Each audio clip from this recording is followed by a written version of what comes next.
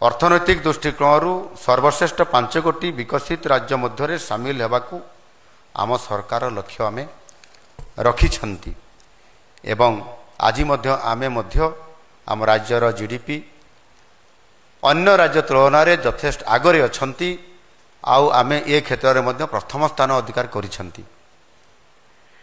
ଏହି ଲକ୍ଷ୍ୟ ପୂରଣ କରିବା ପାଇଁ ଆଗକୁ ଅନେକ ଆହ୍ୱାନ ଅଛି।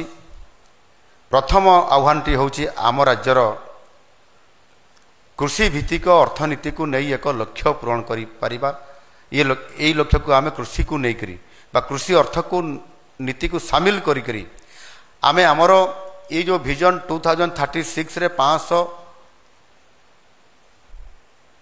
ବିଲିୟନ ଅର୍ଥନୀତିର କଥା ଆମେ କହୁଛନ୍ତି ତାକୁ ପୂରଣ କରିପାରିବା କି?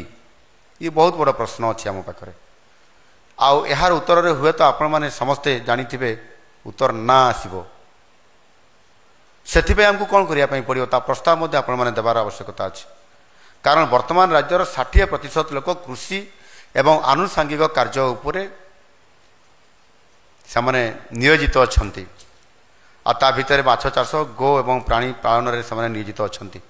କିନ୍ତୁ ରାଜ୍ୟ ଅର୍ଥନୀତି ଆକାରକୁ ତାଙ୍କର ପ୍ରତିଦାନ ଏମାନଙ୍କର ପ୍ରତିଦାନ କେତେ ହେଉଛି? ମାତ୍ର 20%, 20%। ଏହି ମଡେଲ ଦ୍ରୁତ ବିକାଶ ପାଇଁ କେବେ ହେଲେ ସଷ୍ଟେନେବଲ ଇଏ ମଡେଲ ନୁହଁ। ତେଣୁ ଆମ ସରକାର କୃଷି ଭିତ୍ତିକ ଅର୍ଥନୀତିରୁ ଏକ ମିଶ୍ରିତ ଅର୍ଥନୀତି ଅର୍ଥାତ୍ ମିକ୍ସଡ ଇକୋନୋମି ଆଡ଼କୁ ଅଗ୍ରସର ହେବାକୁ ଆମେ କାର୍ଯ୍ୟ କରୁଛନ୍ତି।